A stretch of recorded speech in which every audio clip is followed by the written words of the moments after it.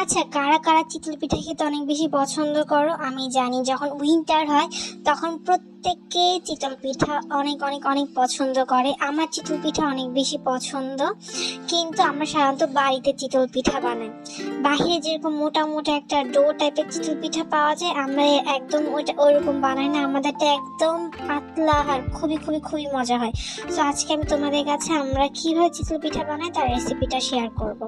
প্রথমে চাউলের গুঁড়োর মধ্যে আমরা কি সামান্য পরিমাণ লবণ নিব। নেওয়ার পর ঠান্ডা পানি বা নর্মাল পানি যেটাকে আমরা বলে থাকি, ওটা দিয়ে আমরা ডোটাকে হাতেই কিন্তু এভাবে আমাদের মাখাতে হবে।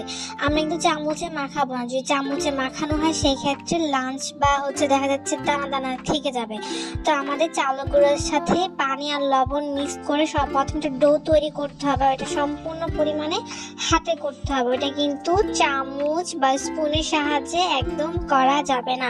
যদি করা হয় সেই ক্ষেত্রে ভালো হবে না। যাই হোক, তারপর ডোটা যখন সম্পূর্ণ পরিমাণে রেডি হয়ে যাবে, তারপর কুসুম গরম পানি, একদম কিন্তু অনেক গরম পানি না, কুসুম গরম পানি। প্রথমে পানিটা তোমরা আঙ্গুল দিয়ে দেখে নিবে যে পানিটা কুসুম বা তোমরা সহ্য করতে পারছো কিনা। যদি তোমরা সহ্য করতে পারো তখন এই পানিটা তোমরা ব্যবহার করবে। তো কুসুম গরম পানি দিয়ে আমরা ডোটাকে এখন একদম একটা থিক বা তো পাতলা একটা ডোয়ে পরিণত করে নিবা। এটার জন্য আমরা স্পুন ব্যবহার করতে পারবো, এটাতে কোনো সমস্যা নেই। তো ভালো করে আমরা এভাবে হালকা হালকা হাতে মিক্স করে নিব। এই যে তোমরা দেখতে পাচ্ছ আমি কিভাবে মিক্স করছি। একদম এভাবে মিক্স করার পর তারপর আমরা এখানে একটা ডিম ছেড়ে দিব।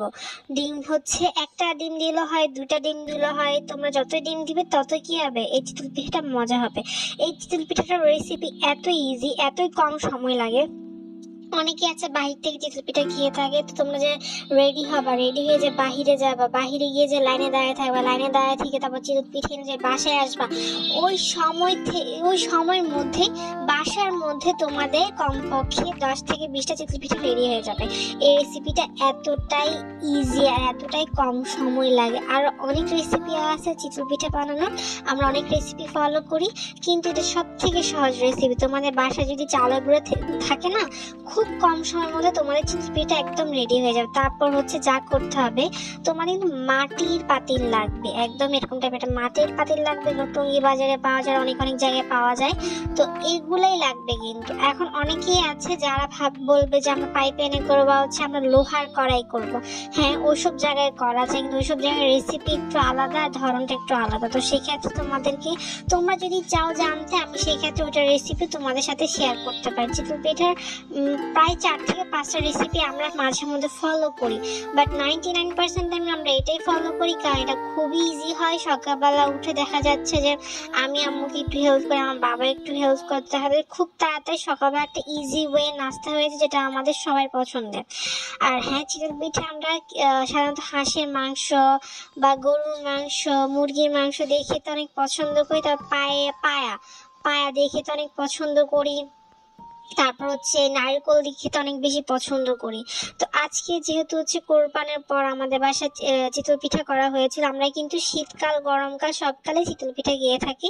আর অনেকেই বলতে পারে যে না, আমরা শুধু গরমকালে এখানে না, আমাদের এখানে আমরা যারা সন্দ্বীপে তারা আমরা বলতে পারো 12 মাসে আমাদের সপ্তাহে 1 থেকে 2 দিন অবশ্যই আমাদের বাসায় চিতল পিঠা হবেই হবে। এটা এতটা ইয়াম্মি হয়, ট্রাস্ট মি। এই চিতল পিঠা তোমার রেসিপিটা যদি সেম ওয়েতে বাড়িতে ফলো করো, বাহিরে যে দোকানে চিতল পিঠা বিক্রি করে তোমাদের ওটা একদম আর মজা লাগবে না।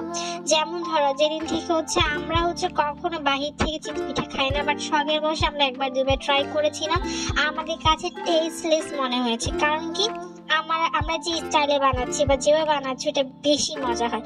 সো আমি বলবো তোমরা যারা যারা চিতল পিঠা খেতে অনেক বেশি পছন্দ করো, তারা খুব ইজি ওয়েতে এই পদ্ধতিটা ফলো করে তোমরা একবার অবশ্যই বাসায় বানিয়ে দেখবে, ট্রাস্ট মি। এরপর বাহিরে কেনা চিতল পিঠার কথা তোমরা মুখও আনবে না।